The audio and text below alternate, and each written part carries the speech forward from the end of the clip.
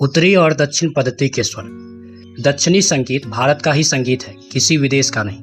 भारतीय संगीत को उत्तरी और दक्षिणी इन दो भागों में विभाजित करने का अर्थ है कि दोनों में एक और समानता है तो दूसरी और असमानता। इस वीडियो में उत्तरी और दक्षिणी संगीत के बारे में बात करेंगे, बल्कि दोनों पद्धति के स्वरों तक ही अपने को सीमित रखेंगे।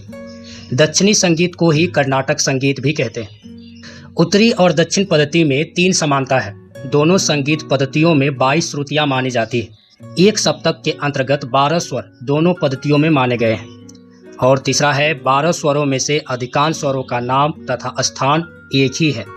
उत्तरी और दक्षिणी पद्धति में 5 असमानता है। कर्नाटक पद्धति यानी दक्षिण पद्धति, इसमें स्वर का सबसे नीचा रूप शुद्ध है और हिंदुस्तानी पद्धति में कोमल। हिंदुस्तानी पद्धति कहने का मतलब है उत्तरी भारतीय संगीत। कर्नाटक पद्धति में विकृत स्वर अपने स्थान से ऊपर चढ़ते हैं और हिंदुस्तानी पद्धति में म को छोड़कर शेष विकृत स्वर अपने स्थान से नीचे जाते हैं। यहाँ दोनों पद्धति में 12 स्वर माने गए हैं, किंतु दोनों पद्धतियों के स्वर नामों में अंतर है। दक्षिण संगीत में 4 स्वर के 2-2 नाम हैं, इसलिए कुल मिलाकर 16 स्वर माने जाते हैं दक्षिण संगीत में यानी कर्नाटक संगीत में। कर्नाटक पद्धति में कुछ स्वरों के 1 से अधिक नाम हैं, किंतु हिंदुस्तानी पद्धति में ऐसा नहीं है। कर्नाटक पद्धति में प्रत्येक स्वर अपनी अंतिम श्रुति पर और हिंदुस्तानी पद्धति में प्रथम श्रुति पर माना गया है। ये सभी उत्तरी स्वर हैं और इधर दक्षिणी स्वर हैं। दक्षिणी स्वर को ही कर्नाटक स्वर कहते हैं। उत्तरी स्वर का नाम है सा, कोमल रे, शुद्ध रे, कोमल ग, शुद्ध ग, शुद्ध म, तीव्र म, प, कोमल ध, शुद्ध ध, कोमल नी, शुद्ध नी। दक्षिण स्वर के नाम है सा, शुद्ध रे, शुद्ध ग अथवा चतुश्रुति रे, साधारण ग अथवा षट श्रुति रे, अंतर ग, शुद्ध म, प्रति म, प, शुद्ध ध, शुद्ध नी अथवा पंचश्रुति ध, केसिकनी अथवा षट श्रुति ध और काकलिनी। अगर आप इस तालिका को ध्यान से देखें तो उत्तरी स्वर में किसी भी स्वर का दूसरा नाम नहीं है। वही अगर कर्नाटक स्वर में देखें तो यहाँ 4 स्वरों का 2-2 नाम है। पहला है शुद्ध ग और साधारण ग, तीसरा शुद्ध नी और केसिकनी। इन स्वरों को देखने से स्पष्ट है कि कर्नाटक पद्धति में 4 स्वर के 2-2 नाम है, किंतु प्रत्येक राग में दोनों नामों में से एक ही स्वर नाम में प्रयोग किया जाता है। इसलिए आरोह अथवा अवरोह में अधिक से अधिक 7 स्वर होते हैं। श्रुति के हिसाब से आधुनिक हिंदुस्तानी तथा कर्नाटकी शुद्ध स्वर का स्वरूप इस प्रकार होगा। शुद्ध स्वर की संख्या है 7, जो कि इस प्रकार है सा, रे, ग, म, प, ध और नी। कर्नाटकी श्रुति व्यवस्था सा का स्थान 4, रे का 6, ग का 8, म का 13, प का 17, ध का 19 और नी का 21। हिंदुस्तानी श्रुति व्यवस्था में सा का स्थान 1, रे का 5, ग का 8, म का 10, प का 14, ध का 18 और नी का 21। कर्नाटक पद्धति में शुद्ध मेल यानी थाट, कनकांगी और हिंदुस्तानी पद्धति में बिलावल माना गया है। ऊपर की तालिका से स्पष्ट है कि कर्नाटक के शुद्ध स्वरों में सूर्यांतर 4-2-2, 5-4-2-2 और हिंदुस्तानी स्वरों का सूर्यांतर 4-3-2, 4-4-3-2 माना गया है। इन सूर्यांतरों से यह स्पष्ट है कि कर्नाटक पद्धति में प्रत्येक स्वर अंतिम श्रुति पर और हिंदुस्तानी पद्धति में प्रत्येक स्वर अपनी प्रथम श्रुति पर माना गया है।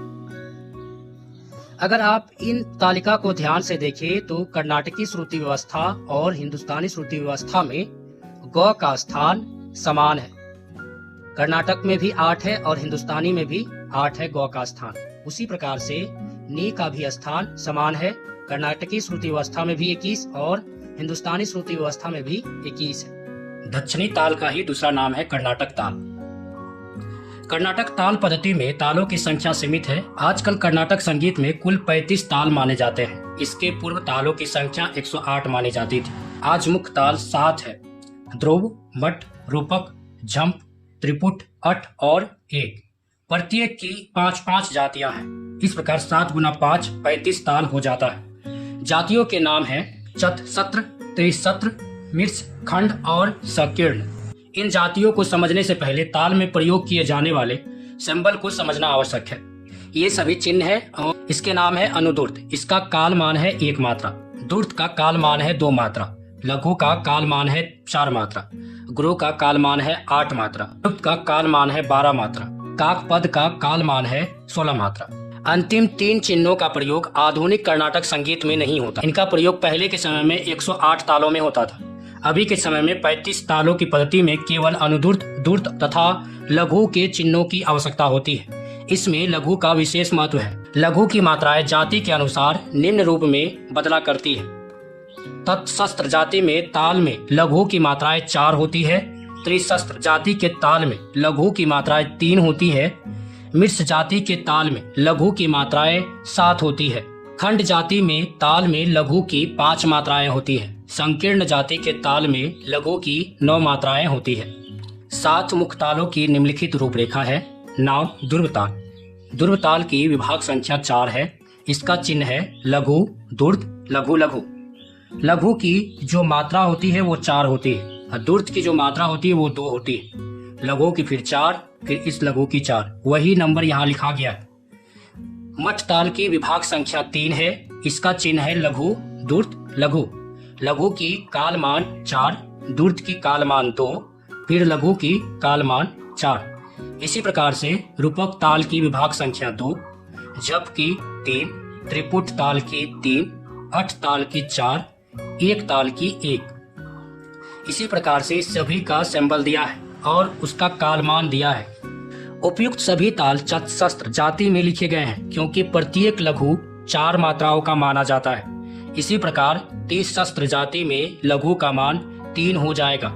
मिश्र जाति में 7 खंड में 5 और संकीर्ण में 9 मात्रा का लघु हो जाएगा। त्रिशस्त्र जाति का ध्रुवताल लघु, द्रुत, लघु, लघु अर्थात लघु का त्रिशस्त्र जाति में 3 काल मात्रा है।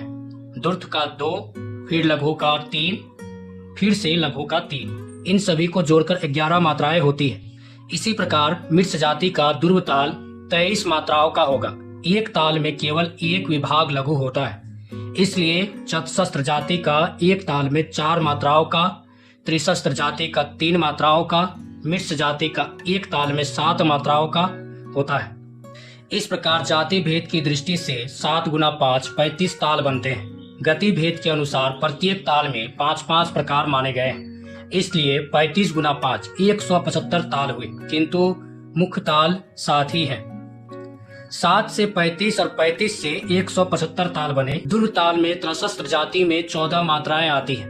ध्रुवताल में त्रिशस्त्र जाति में 11 मात्राएं होती है। ध्रुवताल में मिश्र जाति में 23 मात्राएं होती है। ध्रुवताल का खंड जाति में 17 मात्राएं होती है। ध्रुवताल का संकीर्ण जाति में 29 मात्राएं होती है। मठ ताल की 5 जातियां हैं। त्रिशस्त्र जाति में 10 मात्राएं, त्रिशस्त्र जाति में 8 मात्राएं, मिश्र जाति में 16 मात्राएं, खंड जाति में 12 मात्राएं और संकीर्ण जाति में 20 मात्राएं। रूपक ताल के भी 5 जाति है। त्रिशस्त्र जाति में 6 मात्रा, त्रिशस्त्र जाति में 5 मात्रा, मिश्र जाति में 9 मात्रा, खंड जाति में 7 मात्रा, संकीर्ण जाति में 11 मात्रा। झंप ताल का त्रिशस्त्र जाति में 7 मात्रा, त्रिशस्त्र जाति में 6 मात्रा, मिश्र जाति में 10 मात्रा, खंड जाति में 8 मात्रा, संकीर्ण जाति में 12 मात्रा। त्रिपुट ताल का त्रिशस्त्र जाति में 8 मात्रा, त्रिपुट ताल का त्रिशस्त्र जाति में 7 मात्रा, त्रिपुट ताल का मिश्र जाति में 11 मात्रा, त्रिपुट ताल का खंड जाति में 9 मात्रा और त्रिपुट ताल का संकीर्ण जाति में 13 मात्राएं होती है।